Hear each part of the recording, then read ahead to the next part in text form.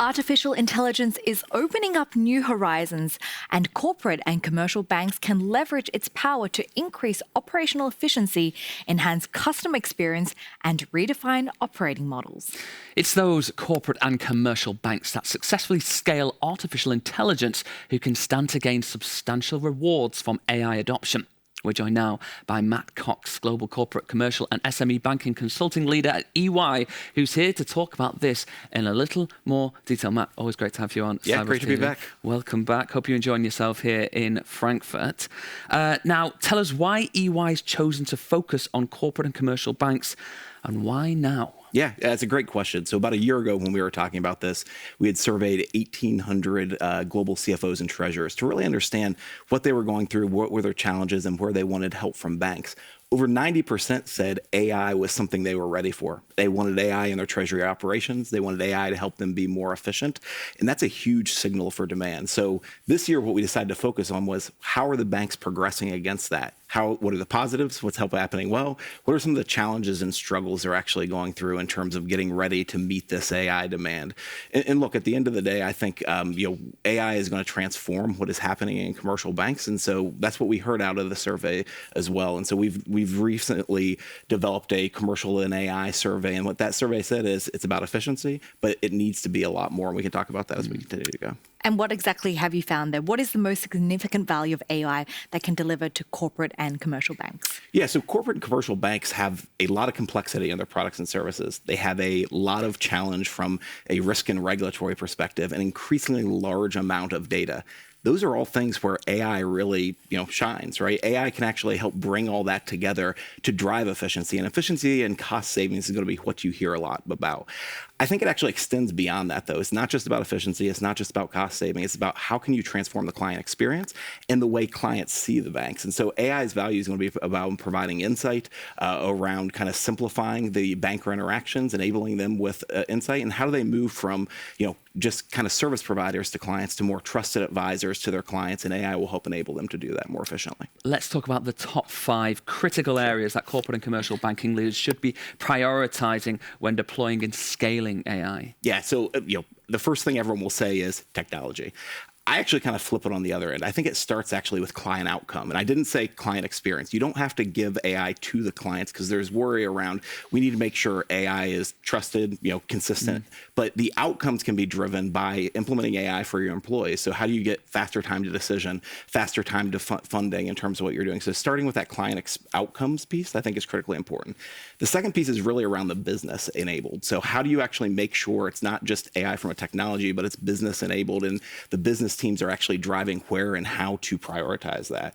I think the third piece is really around, if you think around data, how do you actually take individual use cases and scale those up to create an end-to-end platform that enables a commercial bank, not just an individual use cases you're thinking around it. And then the last piece is the people, right? So how do you not just implement AI for your employees or clients, but how do you change the skill sets and how they're using AI to more efficiently deliver those services, both the technology, but also the proposals out to clients in terms of how they're trying to win business. I'm really curious to know, how should corporate and commercial banks approach measuring ROI when it comes to AI initiatives? Yeah, ROI is a tricky one, right? Because the easy thing from an ROI perspective is let's look at cost, right? This is going to drive cost, but AI delivers so much more, right? AI can deliver customized insights for RMs. It can deliver, more focus on client experience and client satisfaction and that stickiness on the back end. And so I think when you think around ROI, it's important to look at it not in a short-term perspective, but a long-term perspective. People often overestimate the benefits they're going to get in the near term and underestimate the benefits they're going to get in the long term. So ROI, the important thing around ROI is looking at it in a long-term horizon and making sure you're not just building for today, but you're building for tomorrow. The future of commercial banking is going to be AI-enabled businesses. And if you aren't investing in that now, it's a bit table stakes, right? Similar to how digital platforms have been over the years. What sort of challenges are they finding when accurately assessing this at the moment? Yeah, so look, I think a lot of it comes down to the kind of the near-term cost estimates that they get. When you have to build foundational capabilities, there's a lot of cost associated with that. So the first use case they deliver is often quite expensive. And so, maybe I'm able to reduce, a couple people working on this process. Was that really worth the investment?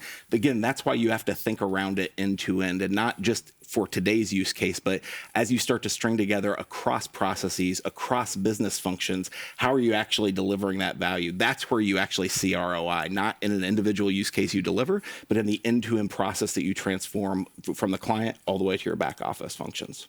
Now, currently, centralized technology teams drive AI investments in most banks. Should alternative models be considered to enhance AI facilitation? Yeah, I think 100% is the answer to that. So from a technology perspective, they are very effective at looking at how and what are the right things to start with. But that often, again, focuses on efficiency and back office functions. It's got to be flipped, right? So this needs to be business enabled or business focused and technology enabled in terms of the way you look at it. So if you think a few years ago when you were looking at agility and how you brought teams together, that's what's going to be most effective for an AI, and it's actually a broader set of teams. It's from risk management to the CFO organization, to the CIO organization, to the CDO organization. So bringing all those teams together is really where you're going to be able to deliver the value and see the biggest change that you're delivering from a client satisfaction perspective.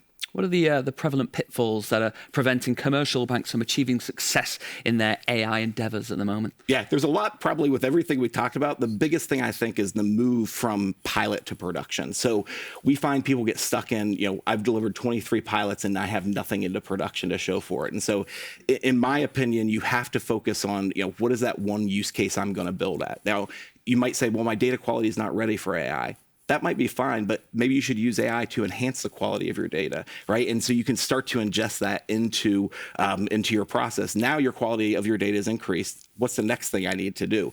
But if you aren't moving production use cases in, you're going to continue to struggle to demonstrate the business value, the ROI, and other things we talked about throughout, and get the investment you need to go forward.